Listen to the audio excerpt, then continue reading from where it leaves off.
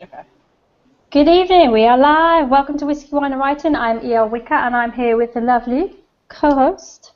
Take it away, Suzanne Suzanne. Sameen. Oh, hi guys, I'm Suzanne Sameen, and today we have an awesome guest that I'm super excited about. It's Sebastien De Castell. Say hi. Hey, hi, I'm Sebastian. Okay, so very quickly, just a heads up, you can tweet any questions that you have for Sebastian at hashtag WWWriting. Please do. We're keeping an eye on it, and we will make sure that your questions take precedence over ours, as always. So first off, Sebastian, why don't you tell us a little bit about yourself and how you got into writing? Sure.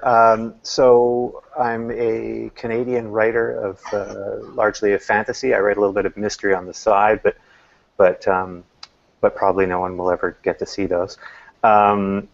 And I sort of got into writing through an odd route, which was when I was a little kid, when I was about 9 years old, my mom took my brother and I aside. My dad had passed away not long before, and she said, you know, money's really tight. We can't really live off your dad's pension, so I'm going to have to do something to make money, and it's quite embarrassing. So I just want you guys to know so that you won't be too shocked, you know. And she said, I'm going to write novels. And she was going to write romance novels, I think. And she said, and to her, this was like, it was like, this is how you make money. It's like the easiest possible way to make money is just write books. And I, even at 9 years old, like, I knew that somehow there was something wrong with the fact that she thought that it was that easy to sell novels. And my mother, you have to understand, was like this very staid and proper British woman who thought that real romance is sensible. So imagine what, and she was in like the Home Guard in World War II. So to give you that context, so she wrote two of the least romantic novels that anyone has ever attempted to write. And of course nobody bought them, but somehow that notion of just treating writing as, look, it's just a thing that you do, you know, it's like being a bricklayer, kind of stuck with me. So then, you know, later on, it just, you know, when I was working as a musician, and there was some problems in the band. You know, one band member was suing me to take over the band. It was kind of the kind of lunatic things people who do when they're not very successful and want to feel like we're all important. We're important enough to sue each other. I sue you for $600. So I decided I needed another creative outlet, and so I wrote a book that was, you know, called Skeletons in the Cloister. That was terrible. One day I'm going to revise it. I'm going to make it good, I swear to God. And then I kind of got that out of my system, and then a few years later I decided to take another crack at it, and I had been running a lot for exercise, but I get super bored when I run, so I would tell myself stories in my head. And all of a sudden, I decided to sit down and write, and it turned out that I had spent 5 years telling myself all the different scenes of this other story of these three swashbuckling guys who had totally failed in, you know, to accomplish what they had set out to do, and what happened next, and that became Traitor's Blade. Awesome. Yeah. So right now, so this is called the Greatcoat Series, right? Greatcoats, yeah. Greatcoats, that's what I meant. And so right now you have Traitor's Blade and its Night Shadow as well as also out? Yeah, Night Shadow is the second that came out in March, and then Saint's Blood comes out in April.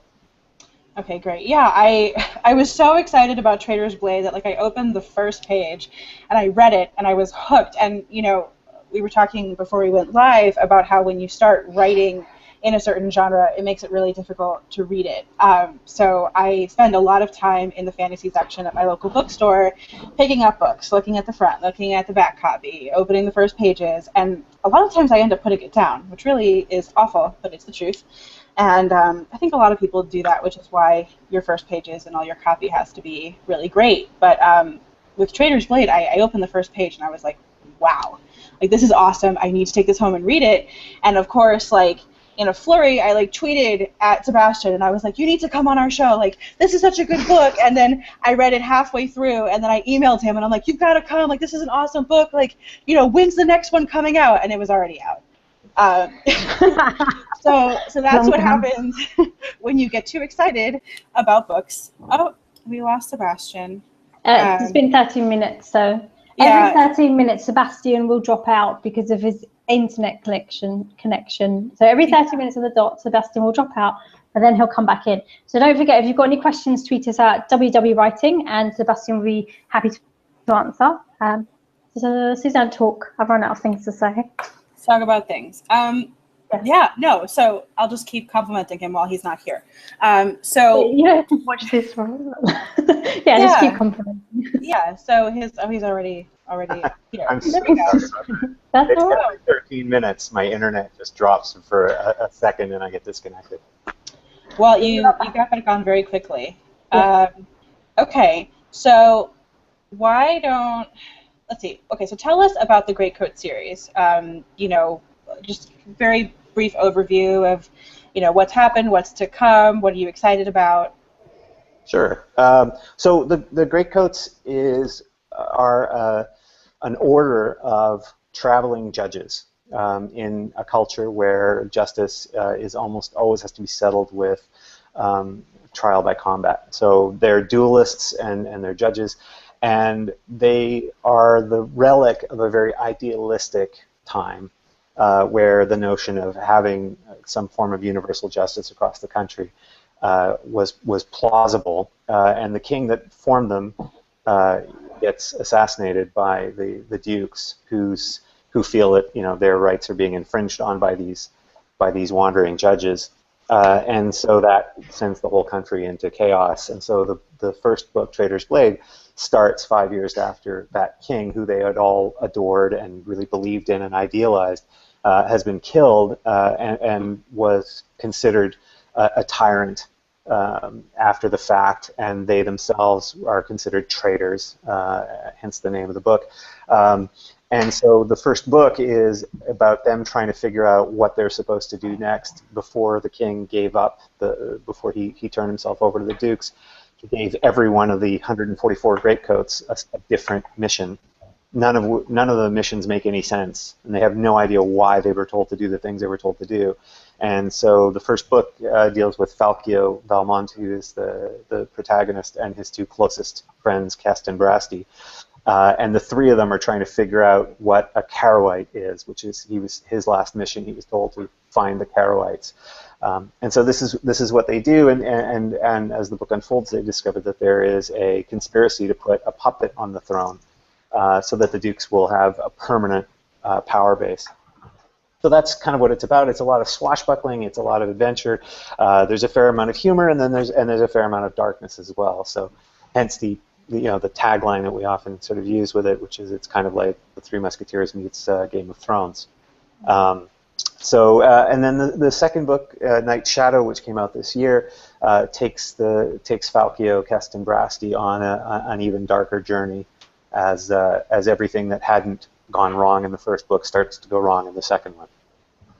And now I'm almost finished with Saints' Blood, which is the third book, which just had its cover announced, and the cover's gorgeous, so I'm really happy about that. I've been so lucky with covers.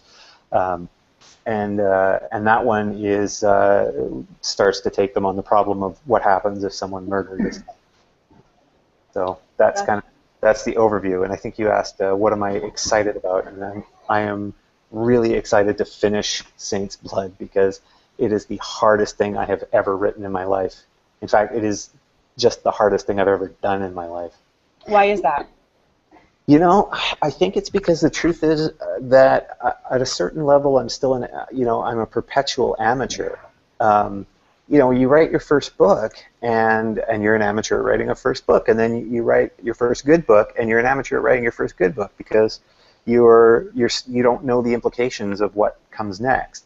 The difference between an amateur and a professional, in a sense, and I'm thinking of this very idealistically, but is that a professional kind of knows what happens next. They kind of know how to prepare themselves. It's not that they're necessarily instantly better. Sometimes an amateur painter will create a wonderful painting. An amateur writer will create a wonderful book, but they don't necessarily know what happens next. So when it was time to write Night's Shadow, fortunately for me, I was writing Night's Shadow before Traitor's Blade came out, before all the reviews and the hype and the excitement came out. But I remember I was sitting down with Joe Fletcher in who's my editor and the publisher of Joe Fletcher Books, which is an imprint of Corcus, which is a division of Hodder and Stoughton, which is part of Hachette, which is like one of the big the Death Star. She's this incredibly famous fantasy editor, one of the most, one of the best in the world. She's edited Terry Pratchett, Neil Gaiman. I was just watching a video that was Harper Voyager's 20th anniversary kind of celebration thing, and they've got George R. R. Martin in there, and he's walking into a party hugging this woman, and I'm like, oh, that's Joe right there. So she's kind of seen it all, and we were sitting at a bar, and I was like, I'm terrified of the second book, but, because I don't know if I'll, the second book has to be better than the first book. And if the second book is better than the first book, 99% of people will say it's almost as good as the first book. Because you're meeting all the characters for the first time. You're getting that initial excitement, right? So the second book has to be better, and so I was like, I don't know, I've got to try and do that right. And so I worked incredibly hard on that book, and then it came out, and then I was so happy because it was super well received, and everybody's excited, and there were at least a few people who were like, it's better than the first book, and almost nobody left abandoned the series. And so I just thought, you know what? I'm a pro. Like, I've got it worked out, because I wrote the first book, I wrote the sequel. Everybody knows the second is the hardest, right? It's the sophomore blues, it's the whatever, sophomore slump, whatever they call it. And I've gotten over it, and I didn't realize that that it only kind of gets harder. So the third book is way harder, and I told Jo, thinking that she would say, oh, no, you're wrong, don't worry about it. And she said, yeah, actually, every book in a series has to get better than the one before. If it's not, the readers won't feel that same passion for it. So the short answer is because I know how to. I think I know how to write a good book now, and I'm okay. I think I've kind of almost figured out how to write a sequel. But writing the third one is like, I may as well just be right back and going back to school, so to speak. Mm-hmm. I'm writing the third at the moment in my series, and it's a complete headache. Is there anything about your series that you would, if given the opportunity, would go back and change, or are you happy with it as it is? Do you feel you reached perfection? I did reach perfection. Thank you for asking. So few people realize that I've reached perfection. No, there really isn't, because I think when you're writing a novel, I don't want to sound too artsy about this, but you're trying to write the truest story that you can, and the one that most represents kind of who you were at the time, and who your character, and that initial vision. And I love Traitor's Blade. Like, I can still read that book, which maybe means that I'm a closet narcissist, but I set out to write the book that I most wanted to read. I didn't know any other way of doing it. I'm not a massive reader the way that people often say, oh, if you don't read 400 books a year, you shouldn't dare to write anything. I hadn't even read any fantasy in a while, but I was looking for a certain type of book, and I couldn't find it, so I tried to write the book I most wanted to read. And it really is, it's the book I most wanted to read. And if I introduced into that book now things that I've learned since, I think it would lose some of the things that I like about it.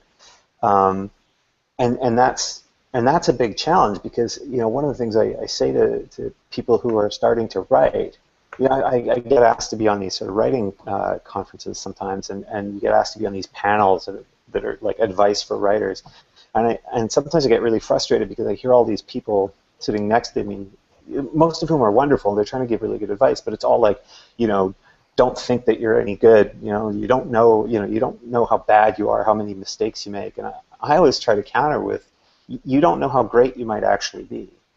Like, in those initial passionate, screwed up efforts is a certain kind of magic. It's a strong impulse towards storytelling that you may never find again, right? You'll get better for sure. You'll always get better at writing. But will you necessarily make as many beautiful mistakes that, I'm sure you're both writers, so I'm sure you know what I mean. You do something, you did it completely the wrong way, it's a huge mistake, and yet there's something wonderful about it. So for me, I I always try to write the truest and best story I can when I'm writing it, and then I'm kind of done. I wouldn't want to change it. That's there's Lord knows I'm sure there's things that other people wish I would go back and change, but they're out of luck because I never will. So sorry, that was a long answer for. No, it's perfect. No, it was great. I like the long answers. I've forgotten my question. I can ask one while you think of it. Okay. It was relative to. I was going to ask you, when you've written it and you've achieved this book that you wanted to put out, how much editing do you do once you've finished your final draft? Do you ever think, oh, I'll just go back and change that, or this or that or the other thing? Well, it's because I'm working with a traditional publisher, and because Jo knows so much about. She just had so much experience that I kind of trust her judgment, and so I'm really lucky both with my agent and with my publisher, because a lot of people say, like, don't call your agent and don't hassle them. I hassle my agent all the time. Like, I make her do terrible things. I make her read stuff that's half formed, and Jo as well. And with Saint's Blood, like, I was so close to it, I wasn't sure, and I said, can I send you the first half, and would you read? And I had already sent her bits before, and then I sent her the third act. I tend to write in 4 acts, and so she'll read it and she'll tell me, like, what from her vantage point needs to be changed or doesn't. And there will usually be 1 or 2 more things that I'll want to do, but there comes this point when I'm happy and when Jo's happy, where it feels like I shouldn't mess with it anymore. Mm-hmm. So, but my writing goes through a lot of critique. I formed one of my best friends, who's also a writer. We've co-written a couple of novels together. We formed a writing group in Vancouver, and it was like the most brutal writing group possible. Like it meets once a week. You have to submit a chapter every week, up to 5,000 words. You have to written critique on 3 to 5 other people's work that week. There's it doesn't follow the conventions of don't say anything bad. It's a brutal critique group, and so those guys will they will tear apart things that that I think even I or other even my readers would say no, that's fine, it's good, but they'll be like yeah, it looks fine, but it's not doing anything.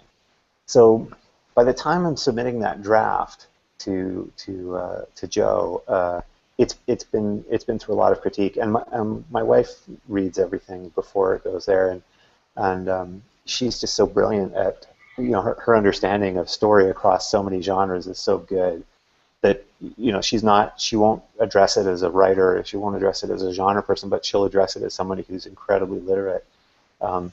So I feel like it's gone through a lot of passes by then. Thank you, Suzanne. Okay, so my question is for your first. So, am I to understand that Traitor's Blade was not actually the first book you ever wrote? It was the second book I ever wrote. Okay. So how long did it take you? And are you the kind of person, did you plot it out first, or did you kind of just start writing and let it take you wherever? So this is a story that sounds terrible, but we'll run with it anyway. So I did not have a plot for it. I had written my first book, which was an archaeological mystery, because I have a bachelor's degree in archaeology, and I thought, I may as well do something with it. I probably got all the archaeology wrong, but I was an indifferent student, I suppose. And then I had written that without an outline, and it wasn't great, but it had some wonderful moments in it that I still like, and that's why one day I want to go back and revise it and then hopefully publish it. But I wrote an outline for my second book, and I was like, I'm going to just nail it this time. I know so much more now. So I wrote this this good outline, and then when it was time to write, I just couldn't write it. I was like, the passion wasn't there, which is one of the problems for a lot of people who outline. So I decided, well, maybe I'm not really a writer, and maybe I shouldn't be doing this. So I decided, so I thought, well, because I was already working as a musician, I was choreographing sword fights, I was doing a lot of other things. But I would go running, and I kept thinking up stories in my head, and I was trying to stop myself because I was like, no, don't do that, because you're never going to write it, so just let it go. And then that became frustrating, and so then I kind of found this, what I think of as a sort of a storytelling purity, which was, I decided, okay, I'm just someone who tells themselves stories when they go jogging because they're slow and not in very good shape, and they need something to distract them from the discomfort. And so it's okay, I just tell myself stories, and so that's what I did. I would tell myself these stories, and when I run, because I'm so bad at it, I get quite emotional sometimes. So if I have a good scene in mind, like I'll start, halfway crying, and people like think it's because I'm just such a bad runner, because I'm emotionally invested in the story I'm telling myself. And so basically, the 3-day novel writing contest came up, which I had never heard of before, and then I heard about it, and it was like 2 days away, and I thought, what the hell, I'm just going to do it. So I asked my wife if it was okay if I was incommunicado for 3 days. And I didn't even know what story I was going to write. And in fact, most people start at midnight. I slept till 7 a.m. And I got up, and even then I wasn't sure. And then I thought, what the hell, I'll write this swashbuckling tale. And I started writing. And over those 3 days, it was crazy. I was sleeping 8 hours a night, which is more and better than I usually sleep. I exercised. I had to play a gig as a musician. I had to learn how to sing The Lady in Red, which is not a song you ever want to have to learn how to sing. Crystal Berg. Yeah, Crystal Berg. I had to play this wedding. And I wrote 44,000 words in 3 days, and was probably the happiest I had been up until that point. And that draft had the awkward name of Three of Traitors, as if traitors was a suit of cards. And I was like, wow, this is great, and I kind of like it. And then a few years later, I thought, all right, I'm going to write the second draft. It ballooned, obviously, to roughly 3 times the size. And that book became Traitor's Blade. So it was written without an outline, but with having... And I wish I could do... I'm going to try to reproduce this with a book later on, because I don't often hear people doing this. But it was with having played that story in my head for years, like over the course of several years, like just continuously playing it out. And only the scenes that were really great could I remember, right? Because the ones that weren't really exciting, I forgot. And somehow that kind of gave me this arsenal of scenes that felt really good. When it was time to write Night Shadow, I had a contract with a pretty big publisher.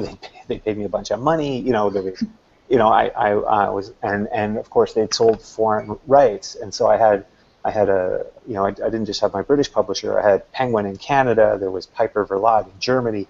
I was like, I owe it to these guys to give them an outline. So I wrote, a 28-page outline for Night Shadow, and so they read it and they had their notes, and approved it, and then sat down to write it, and it was incredibly hard, partly because I had that outline and I had to still sprint through a draft to get through it. And Saint's Blood has had like 3 different 40-page outlines. Wow. And I think that's one of the reasons why it's been so hard to do it. I think that there is a virtue. Every book is different. You have a different writing process. But my next book, for sure, my process is going to be sprint through a draft, make it too short and too ugly and flawed as hell, and then outline from that. And then, because I have I have a lot of the craft now, I think, that I know how to fix, a broken scene. But what's hard to plan out is the magic, right? Is the crazy stuff. Mm-hmm. And so that's kind of that. So my process from now on is I'm going to try and do it that way. But I tell you, I have these spreadsheets that are like, massive. These massive, insanely complicated spreadsheets that I'll sometimes use. But I think that sometimes, for me as a writer, it's better to outline after the first draft. Sure. That actually sounds like a great idea. I might do that. Epic fantasy is just, it's so hard in that respect because there's so many different moving parts and pieces that you have to think about. So anybody who can turn it into like a coherent... Oh, he's gone. Well, he'll be back. Anybody who can turn epic fantasy drafts into coherent books, I strongly admire them. We're gonna pass some time until he can come back, which should not be very long. It's lucky that my Google came back then, because I actually froze there for a minute. Did you? Yeah, froze. So on my screen, I still have Sebastian, but obviously he's not here. It's just you. It's you and your. And I have one of my children. No, never mind. She doesn't want to come on. Yeah. Gotcha. Yeah. So we're gonna. I will not tell you which one. Oh dear. Okay. Yeah, my computer's really not having a good time with Google Hangout tonight, so sorry to everybody. Don't forget you can tweet Sebastian your questions using the hashtag WWWriting, and I always run out of things to say once I've said that. Just tweet questions. Yeah. Questions are cool. They're helpful. Help us ship along. Simple and straightforward. I've got you on big on the screen right now, so I don't go big. You're welcome. Yeah, I can make you big though. If I want to. Thanks.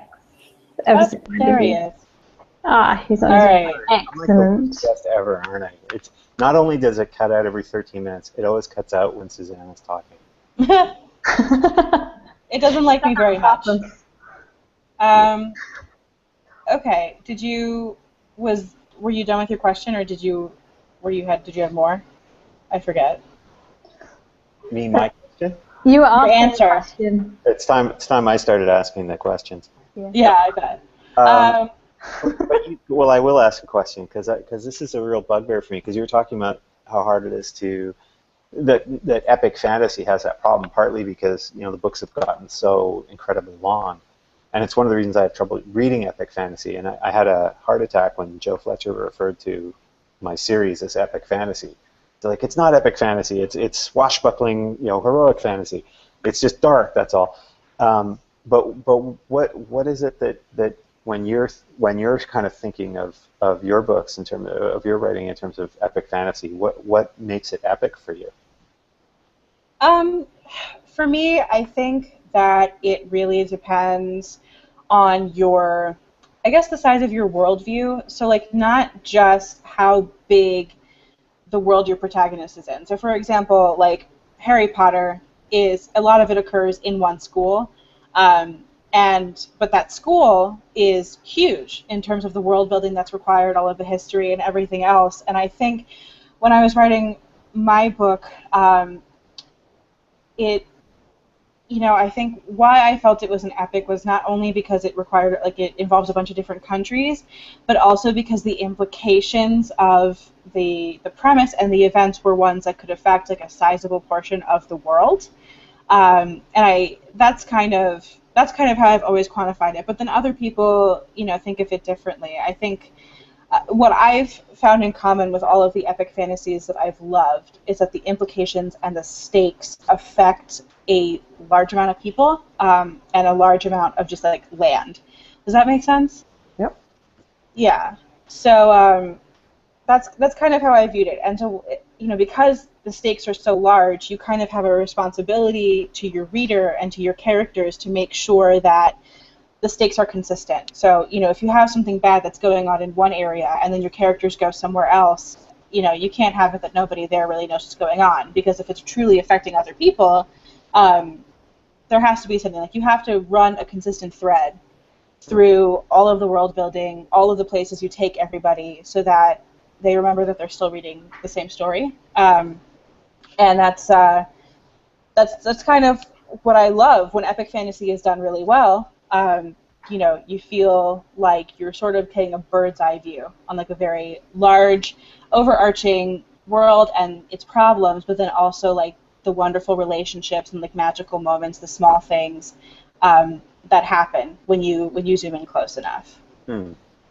That's interesting, because when I write the Greatcoats books, there's two things that are really important to me when I'm writing those, and one of them is it's first-person narrative, so it's written as I went and did these things, as it were. Falkio is the narrator, and I'm always really passionate about keeping the perspective incredibly narrow.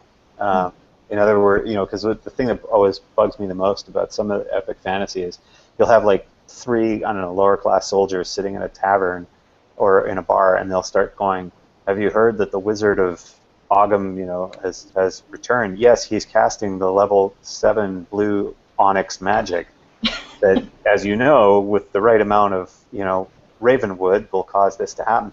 And I'm always like, wait a second, like, how many people would know that? Like, we all use cell phones, and very few of us know how they work. Like, I can't imagine, like, three blue-collar guys sitting in a bar talking about, oh, the GSM 700 megahertz band really has this problem. So it's and I find, and so I'm always, that's one of the reasons why I'm never sure if the Greatcoats books fall into epic fantasy, and the other is that I try really hard. One of the things that makes them hard books for me to write is I want each book to have an absolute conclusion. Like, you should be able to read the book and then never go read the rest of it and still feel like you were satisfied. Whereas I think in epic fantasy now, it's almost like the difference with television between serialized television and episodic television. You could watch Friends in pretty much any order, right? Even though there were long-term threads in that TV series. But with something like Game of Thrones as a TV series, you can't watch the episodes out of order. And so it always feels that way with epic fantasy to me, is that there's an element of that. It is one big story. You can't read the books out of sequence. And it seems like a more modern, that's certainly become more popular now. Because back in the day, remember, like, Conan books, there'd be like 20 Conan books or whatever, read things out of sequence. But now everything is very sort of epic. But I don't know why. I think it's just an insecurity as a writer. It always scares the hell out of me, because I'm just like, epic. Even the word bothers me. I'm like, I don't want to write anything epic. I just write my small story about three swashbuckling dudes. Yeah, for sure. Whenever I hear epic fantasy, I always think of the Odyssey. And I remember reading it and even like when I was younger, I used to have like a computer game. It was like Wishbones, the Odyssey, and like you'd go through as like this little Jack Russell, and it was really fun. But just remembering all of like the different things that happened. Like, if you asked me to sit down and tell you everything that happened in that book in order, I couldn't tell you. But I remember like bits and pieces. So I think what you're doing, keeping the perspective much tighter and narrower, is actually really interesting, because I think it makes it a little more like relatable. Because when you open up like a classic, like epic, if you could call anything like a classic epic fantasy, and you have the guy sitting at the table being like, yes, the level 9, war axe does, this and that and the other thing, like, it just feels like it doesn't suck you in the same way as like meeting one person and seeing how they interpret the world. And so I know when I wrote my book, I wanted it to be close third person. So even though we're not right in my main character's head, like, we're seeing everything through her eyes, and we're learning as she learns about the world around her. And I found that really helpful in terms of trying to build like kind of a big world. And it was my first book. It was like a really ambitious project, and I'm trying to get it published, but I'm going through the ups and downs. And so I wanted to ask you, what is it like being a debut author, and what was your journey to finding your agent, ups and downs and everything like that? Was there anything about the process, or that you didn't expect, or any surprises along the way? I'm really interested to hear about it. Sure. Well, I did the thing that I think is most important when you're trying to get a good book deal, which is I married a librarian. That's the first step. So it's funny when people talk about like getting published, right? I used to read the same probably books that we all read on, about trying to get published as an author. And they all say things like, don't expect, you're not gonna send out your, stuff and get an agent in 3 months. You're not gonna get a book deal in 3 months. You're not gonna get this. You're not gonna get that. Like, those days are gone. And so in that sense, I think my experience is really atypical, because, quite literally, I was started. I had a plan. I had a plan. If I couldn't find an agent in X number of months, I would self-publish. If I got an agent and they couldn't get a deal in X number of months, I would self-publish. And I think that's one of the great things about the self-publishing revolution, is that it really empowers writers to be able to make choices and to have some level of control over their careers and not have to buy into, no, if you want to be a writer, you just have to be a subservient, you just have to sit there and pray. Oh man, it was right in the middle of a really great point. I know, that was amazing. That's probably the best way I've ever heard anybody describe the reasons behind wanting to self-publish, that you don't have to be subservient to the industry.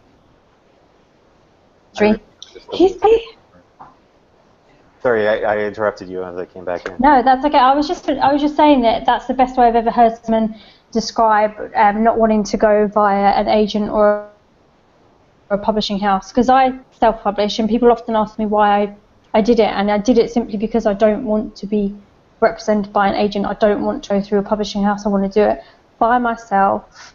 I just want to do it by myself. That's all. So I think you saying that people don't want to be subservient to these to the traditional way is probably one of the best ways I've ever heard someone describe that. Yeah, I think I think that there's a there's a virtue to both paths. I mean, for me, it's just like I said, I've been incredibly lucky, and I've got like such a great publisher, and my publisher for the Spellslinger series, they're fantastic too. I just got to meet my new editor there recently, and she's terrific, and that's really the reason. One of the great reasons I think. One reason why I like the publishing path that I'm on in terms of being traditionally published is that I happen to get to work with some really amazing people. But I would never have waited 5 years, 10 years for a deal. I would never have, people talk about writing, even Brandon Sanderson is a terrific writer and so hugely successful. He talks about he wrote 13 books before he got one published. And then after he got published, I think he went back and started, once he had that juice, being able to go back, revise those books, and then start releasing them again. But I didn't want to be. I've worked in the arts in different fields. I've been an actor, I've been a musician, I've been a fight choreographer, and the arts business can be very controlling in some ways, and because it's so built on the notion of you're no good until somebody else tells you you're good. Mm-hmm. And self-publishing really allows that power to be in the hands of only two parties, the author and the reader. So I think it's a very good thing. And frankly, for somebody like me who is traditionally published, it's good for me too. Like, I benefit from self-publishing because, for example, with Spellslinger, this other series, it would have been very easy for someone to say, well, here's an offer and it's not, it may not be the offer you like, but what are you going to do? Take it or leave it. But I'm in a position where I could say, well, I'll self-publish that book, because I think the storyteller's only contract with the universe is to create stories and put them in front of audiences. There's nothing in the universe that says that you're required to be successful. Like, you can be a storyteller without having tons of sales. You're still a storyteller. The only requirement is make stories and put them in front of audiences. And they should be good stories. They should be great stories. They should be stories that have as much truth about whatever you see in the world as you could possibly put into them. But the notion of sitting there with books that you believe in, that you love, that are stories that you wanted to tell, and then having not being allowed to share them unless somebody else said it was okay, doesn't. I don't think reflects where we are as a culture. Mm-hmm. So I sort of had this plan. I had a diagram. I had this lovely diagram with some graphics on it of how I was going to do it, and I had started querying, and I did all the things you do, right? I found like 120 agents in the proper category, and I tiered them, and then I sent to a few, 12 out, and I got form rejections, and my wife Christina was at a conference, a library conference, and I went with her. And just because I was writing query letters in the hotel room, and she was at this dinner with someone in publishing, and he asked where her husband was, and she said, oh, he's back at the hotel writing his fantasy novel, and then started talking about fantasy novels, and it turned out his wife had just started up her own agency. They both worked with Penguin.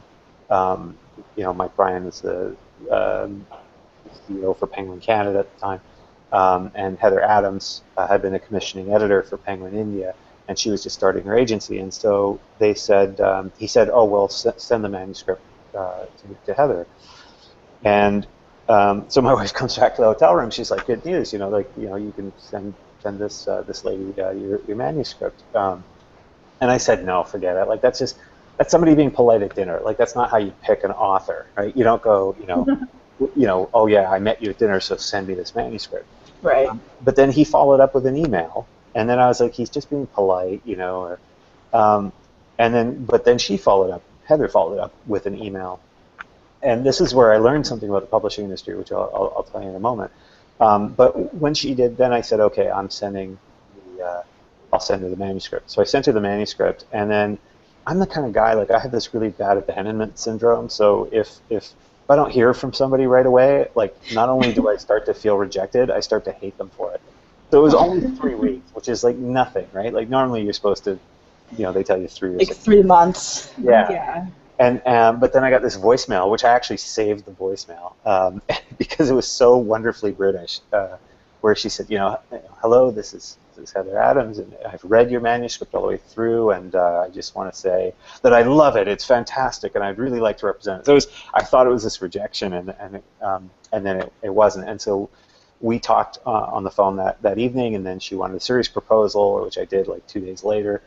And that was how I sort of got the agent. And the reason I tell this story is that on the surface, you would think that I've always thought this notion of knowing somebody or meeting somebody was kind of fatuous. Like, why would that help? And I think the reason it does help when people actually meet you, and because I never went to conferences where they have the editors and pitch fests and all that stuff. I thought that was all just kind of a waste of time. But actually, I've come to realize that, those slush piles that they talk about, there's thousands of manuscripts on the slush piles, but 90% of those are like relatively crazy people. Like it's half the pages are blank, or the story makes no sense off the bat, or it's just completely nutty stuff, right? And so if somebody actually meets you or meets you through someone, and you seem fairly intelligent, or the person they meet through is, in my case, I think they just went, well, Christina, my wife, she's intelligent and affable when she reads, so she's unlikely to be married to a total, orc. And actually, I think that is actually very helpful to them, because they go, okay, well, at least I kind of know where this person is coming from, so the odds are I'm not going to get something that's totally ridiculous. And so it does sort of get read a little bit faster.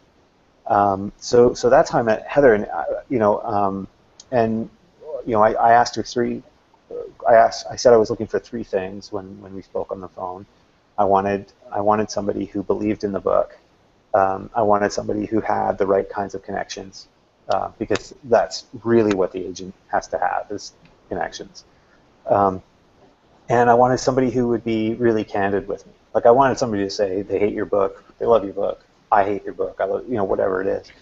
And so we talked about that, and Heather, she's wonderful this way. She didn't just sort of say, oh yes, absolutely, all these, we kind of almost negotiated those points a little bit. She said, well, actually, I believe in the book, but I believe in you as an author, and my interest is in the long term of not just where you are today, but where you can get to, and are you serious about getting there?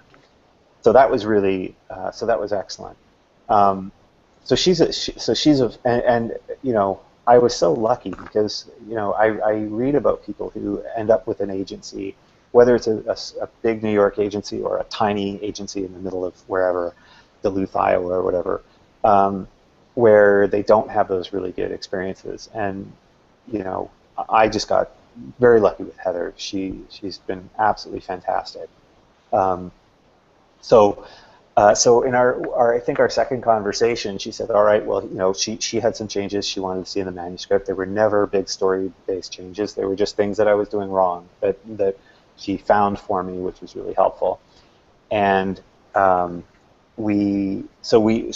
she said, all right, I'm going to start sending it out. And she said, now, you know that things in the publishing industry move very slowly. And I said, no, that's okay. You have 3 months to get a deal. And she was like, well, that's not very realistic. And I said, I know. But the funny thing was, 3 months later, I was in France on a cycling trip with my wife, and I get this email that says, well, this is kind of strange, but we just got our offer. And that was with Joe Fletcher Books, and it was an excellent deal. And I think it was, and again, you know, because she's such a good agent, you know, she knew exactly who she wanted to place this book with, like to place the series with. It wasn't just like, you know, because I'm the opposite. Like this is, you know, I'm always saying to her, like, why didn't you know, with the second series, like, send it out to everybody, like, just, you know, spam the world. Right.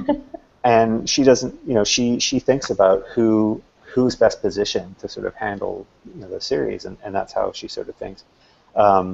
And so that's how I ended up with Joe Fletcher Books, which again, you know, was like so excellent because, you know, Joe's, you know, a fantastic editor to work with.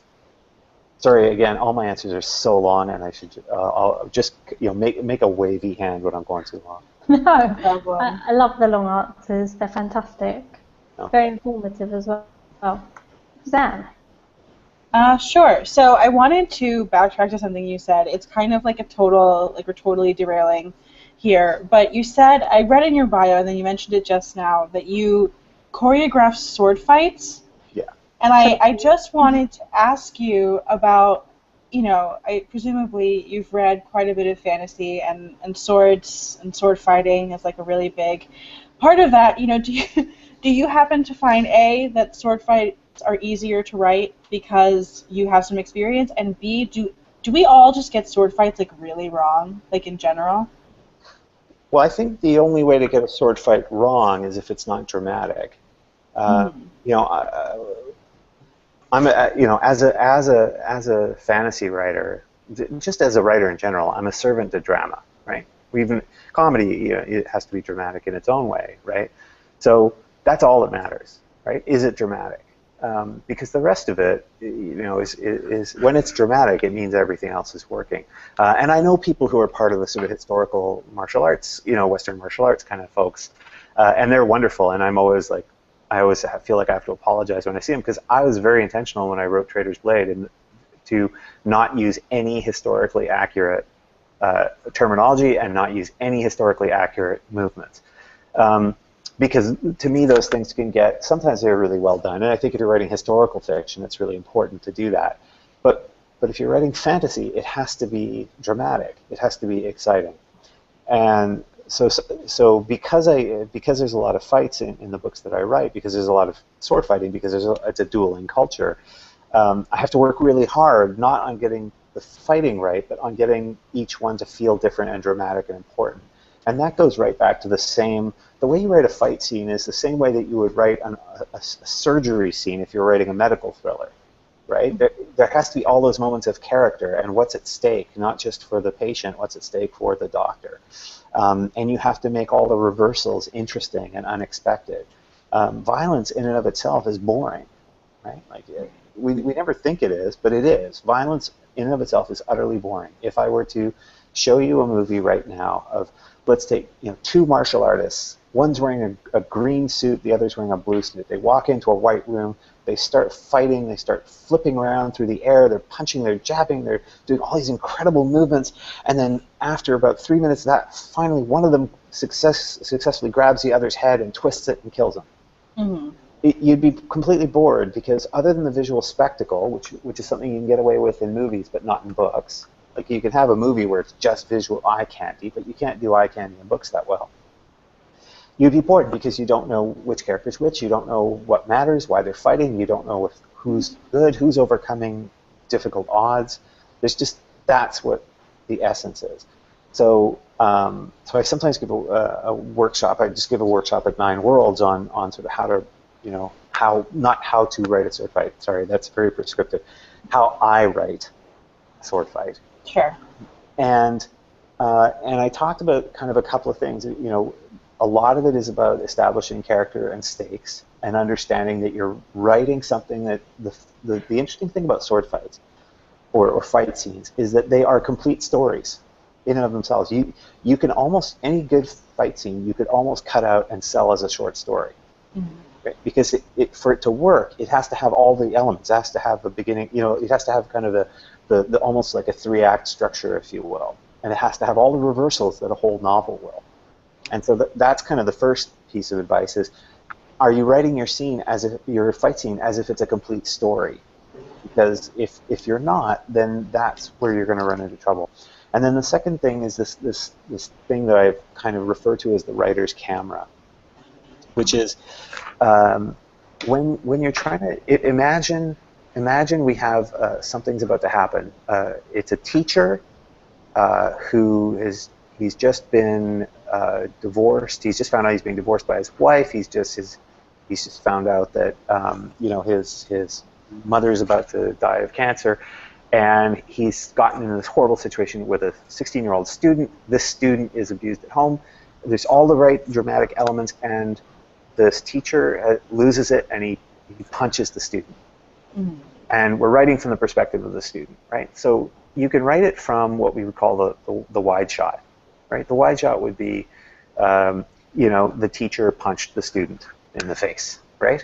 Mm-hmm. But one of the things I'll often do, and this doesn't translate very well for audio, but so if you're not watching, it'll be weird, but is I'll go, okay, someone punches someone in the face.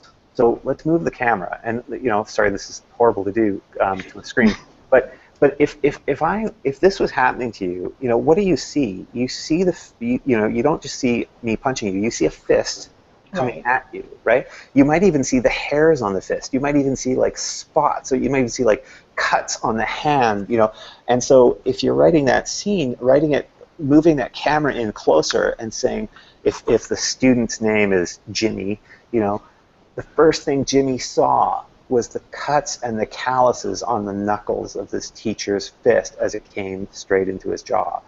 You can move that camera into the sensory realm as well, because the next thing that happens isn't going to be something you see. It might be the taste. The next thing he was tasting the blood in his mouth even before he felt the pain in his jaw. So you can move the camera there. You can move the camera way far out. Sorry, that's my cat. Pets are always welcome. Yeah. Always. You can move the camera incredibly far out. You can start it with, Jimmy wondered how many other people out of 6 billion were currently punching each other at that exact moment on Earth, right? Like you move the camera crazy out. And so the trick with writing fight scenes for me, or writing action scenes in general, is understand that scene has to feel like a complete story, and move your camera. Get used to moving the camera around. Because the most boring scene you can possibly read is a perfectly accurate, scene that's all told from the wide shot. Mm-hmm. The teacher punched Jimmy in the face with a right hook. Jimmy fell back down onto his back. Then the teacher brought in a foot stomp. Those things are just boring to us. You have to move into that close camera and then that far camera, and only use the wide camera, so to speak. And it's sorry to be using kind of filmmaking terminology, but only use that wide shot when there's actually a reason for it. Sure. Okay, well, thank you so much. We've got 7 minutes left, so Suzanne, I think we have time for one more question. Yes. Okay. So we don't very frequently have fantasy authors on here with us. It's just I'm pushing for more. We're working on it. But since that's kind of like my wheelhouse, I'm gonna like milk this for all it's worth and just ask more fantasy questions. Yay! So I wanted to ask you. Fantasy is getting like a ton of attention right now. I don't want to say chiefly because Game of Thrones, but like a lot of it has to do with Game of Thrones, I think, because this is one of, I guess, the first times that, sort of that medieval-esque fantasy stuff has become something that's really cool for everyone to like. Like I've always liked it. I love Lord of the Rings. I've loved a ton of different books in that genre, but it was always kind of like a subculture, like a geeky thing. And now Game of Thrones is like really bringing the stuff into everybody's living room, and so fantasy is getting very popular. And I was wondering, as someone who's kind of debuted in this genre relatively recently, are there any trends that you're seeing that you're really excited about, or things that, maybe you don't like, yeah, that's basically the question. What are you seeing, and what are you excited about? And, is there anything that's getting very popular right now that I guess like concerns you or you're not a big fan of? Well, no, I think, I don't know to what degree Game of Thrones is responsible for. I'm a big Game of Thrones fan, both the books and the TV series. Sometimes, like a lot of people, certain aspects of it start to wear on me. Yes. And I think partly because the series isn't finished, so there's a part of me that's like, are you just killing people or doing these horrible acts to people while you're waiting for the idea of how you're going to end this thing? Right. Which I'm sure is not the case. And by the way, I should mention David Benioff, who's the showrunner, one of the two showrunners. He wrote a book called City of Thieves, which is a really good book. I didn't realize you written a book. That's awesome. I'll have to look into it. It's a terrific book. It's set in World War II. It's set in Russia. And it's just brilliantly done. But I don't know to what degree Game of Thrones is responsible for this popularity, certainly in the television and film sphere, and to what degree it's benefiting from the fact that more people are reading fantasy.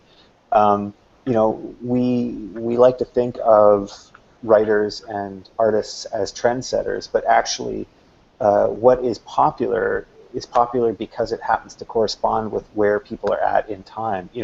After 9/11, there was a big resurgence in TV shows with darker lead characters. Sure.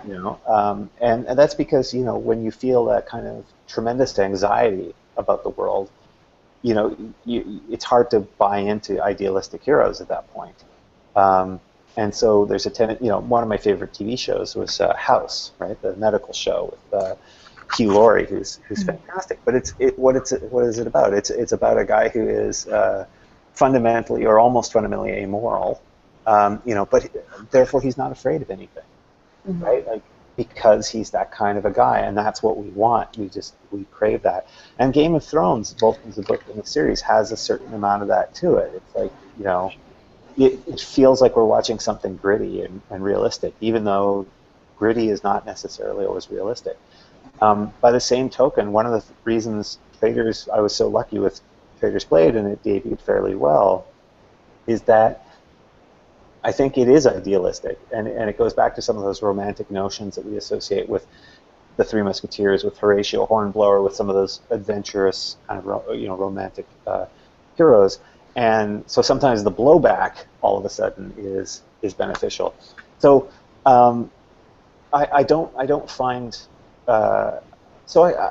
That's a long way of saying I don't know. In terms of what I'm excited about, I think I'm excited about the fact that popularity is introducing new voices in the genre, and hopefully over time creating new opportunities for a more diverse group of writers and readers to take part. And I think, for the sake of getting other interesting stories happening, there's some of the Stephanie Salter and Naomi Foyle, on the Joe Fletcher Books list. I met them, and they're telling really interesting stories that I haven't heard before. Cameron Hurley, it tells really interesting stories. Like, she's fantastic. And I just read a book by Seth Dickinson that's coming out in the UK. I think it's going to be called The Traitor, and in the US, I think it's called The Traitor Baru Cormorant. And it's a really interesting story because it's not the story I would have written. It's not the story George R.R. Martin would have written. And even though, for all I know, Seth Dickinson is just another middle-aged white dude like me, but it's a different kind of a story, and I think it's informed by the fact that once fantasy becomes big enough that enough people watch it, it doesn't have to keep telling all the same stories over and over again. So it's like that whole sad puppies debate that sort of plagued the Hugos. I refer to the Sad Puppies as the world's worst live-action role-playing game. Yes, I really like that. That's actually rather accurate. Well, only because only because when I was sort of following some of it, and I wasn't a participant in any of that back and forth, but it's like it's all of the language of live action role playing games, right? Like there's different classes, social justice warriors, there's sad puppies or rabbit puppies, and there's different races because there's like alpha males and beta males and gamma males. They had no terminology for female participants, which was also consistent with most of the live action role playing games I've heard of. Correct. Yes. But I think it was, what people were arguing about was to what degree are my stories and my being told, and whether you're whatever side you are on that. That's what people were arguing about, which is a fair thing to be concerned about in either direction. The people who are on the more conservative side of that argument, who are talking about all this diversity or this, they would call it affirmative action, is wrecking great old storytelling. What they're afraid of, I think, is not, oh my God, we don't want any stories about black female protagonists. I think they're afraid of, oh my God, the way that people talk about the need for diversity makes me feel like they're rejecting all the stories I loved. I don't really think that I don't think, honestly, meaning no disrespect to them, I don't think that they're right. I don't think there's a danger. I mean, speaking as a middle-aged white dude who writes about swashbuckling, fantasy, I have not encountered a great deal of difficulty with publishers saying, "Oh, we don't want your books because they're not about these other groups." But I think what makes fantasy, the popularity of fantasy, interesting to me is that we will see more and more interesting stories, like how you described your book, with a protagonist who, was I'm from Canada, so we say First Nations or Native American, but who's worried about their girlfriend and about the way an empire deals with that. And Seth Dickinson, the creator, has similar kind of resonances, and I think those become interesting. And I think we if it's because of Game of Thrones, then then bless George R. R. Martin, because if that'll be the impact that it opens the door, that people because I promise you the mistake that's going to probably happen in Hollywood is they're going to be desperate to find another Game of Thrones, not realizing that what they probably want to do, what will probably be more successful, is finding something that is fantasy, but not at all Game of Thrones. Right. Yeah. For sure. I've already seen some attempts. I think maybe it's FX just launched a relatively similar looking series, but yeah, I definitely agree with you. Diversity in fantasy is super, super important, because I think, there are some, and I guess, in a way, I think that Game of Thrones is probably making the genre more accessible, which, like you said, will bring other voices, and, I'm a person of color, I'm writing a story about a person of color who is also LGBT and dealing with, a bunch of issues that most privileged people, myself included, just know nothing about. And so I'm finally feeling like there's room now for these stories to be told, whereas back, maybe 20, 30 years ago, it didn't necessarily feel that way. I could ramble about that forever. So we're actually at the end of the hour. I just want to say, yeah, sure, please. Only because you mentioned the sort of privilege, and I get that, and I totally get that. But I think for me as a reader, I think it's okay to maybe this is not okay, but to dispense with all of that and simply focus on the fact that it means it's going to be an interesting story. It's going to be an interesting character who has all the classic things that make characters interesting, which is they're dealing with adversity. Sure. And they're dealing with different kinds of jeopardy and adversity, and that's what's kind of cool about it. And it doesn't have to be, again, this is a weird thing to say, but it's not necessarily just about diversity. For its own sake, it's that diversity brings us more newer, interesting stories, and that are dramatic, and we are all servants of drama as storytellers, right?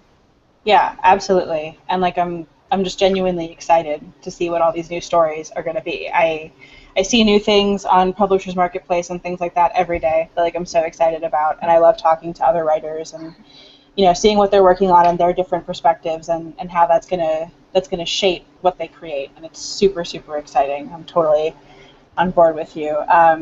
So yeah, we're at the top of the hour. I wanted to thank you again, Sebastien, for joining us. It's been really, really awesome. Friends who are watching, please make sure to check out Sebastien's books. They're really excellent. It's the Greatcoat Series. Traitor's Blade and Night's Shadow are both out right now. You will not regret giving it a look. That's excellent.